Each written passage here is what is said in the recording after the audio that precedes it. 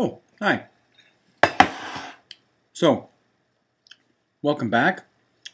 We're here again in the office. We're going to extend the idea of Canadian narrative, how it's created, who's creating it, who's controlling it, into the idea of ideas. And we're going to be talking about conceptual art today.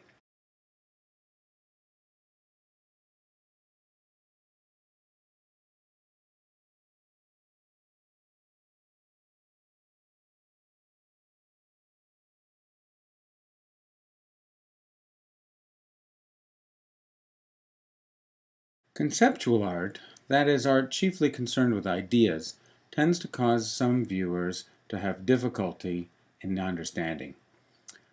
The walls of contemporary art museums and galleries echo the often heard phrase, "Why is that art?"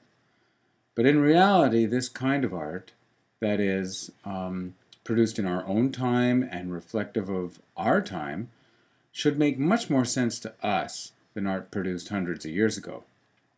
The world we live in is the very context for conceptual art.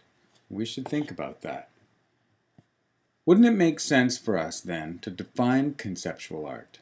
Let's start with a working definition. 1.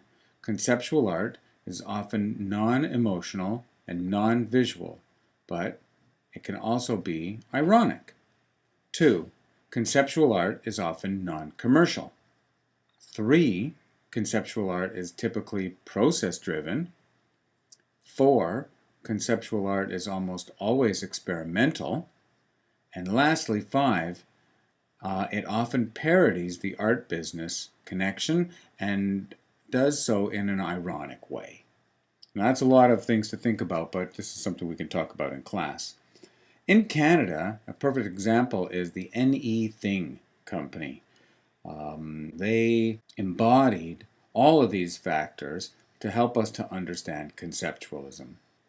NE Thing was a fake or ironic company started by the artists Ian and Ingrid Baxter, a married couple. In 1969 is when they started this fake company as a parody of consumer culture. The company disbanded in 1978 when the two were divorced. From their basement office in their house in North Vancouver's Lower Mainland, they created ordinary looking but deeply ironic documents, order forms, stationery, and lots more. The company was actually incorporated under the Business Act. Ingrid Baxter has since noted that they weren't trying to parody the consumer culture as much as they were trying to criticize and disrupt it. That's an important point. The company never made any money. That was not the point, but they were trying to show how the art world had been corrupted by its own financial success, or at least interest in success. Now, they were essentially using the concept of the art business against itself, while being in the process of making art. Yet, it was art that challenged the buyer of art. What would the owner really be getting? A piece of stationery? This was not unlike artists in the US who had sold shares of fictitious companies, or like Keith Haring, who created graffiti in New York City subway stations using chalk and marker. So what do you think might have been some of the conditions in the world that brought this kind of art into being? To start with, conceptual art was a challenge to modern art, which was centered on that was highly visual. Conceptual art grew out of the 1960s idealism. Conceptualism's rejection of capitalism could be thought of as a direct reaction to global capitalism. There was also a new kind of politicization in art at the time that we could call art humor, art that did not take itself too seriously. Above all, conceptualism was really self-reflective, just as the 1960s era was an era of introspection, with artists and others asking questions like, "Who am I?" Let's not forget that one of the most popular self-help texts in that era was, "I'm okay, you're okay." Conceptualism was a trend in art not unlike any other.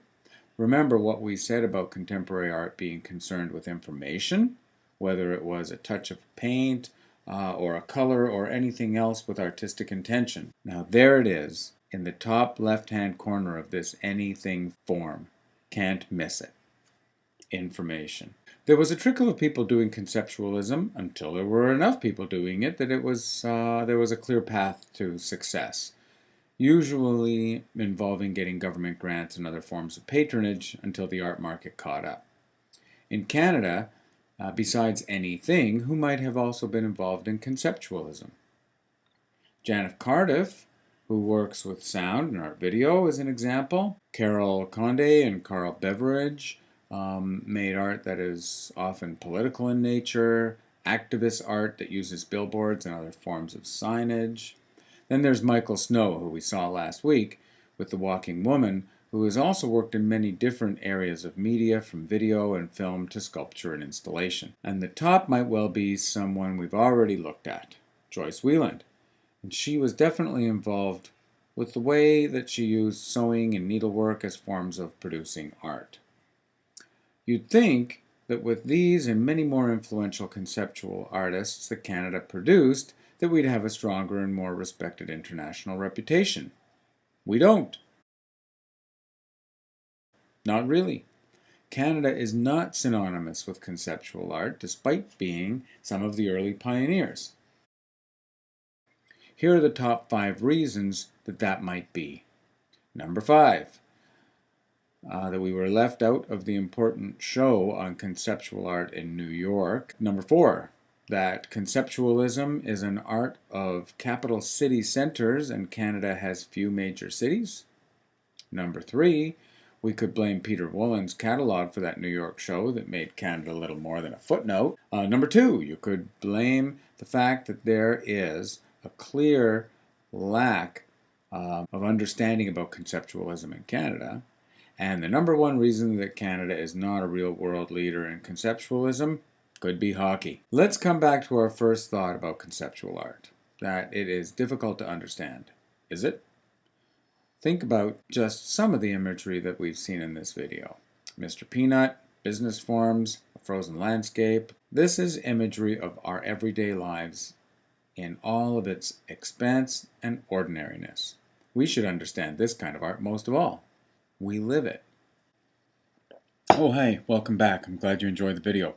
This is a public service announcement here at the end where I tell you to pay close attention to those top 5 lists. They're going to come in handy during the class this week. See you then.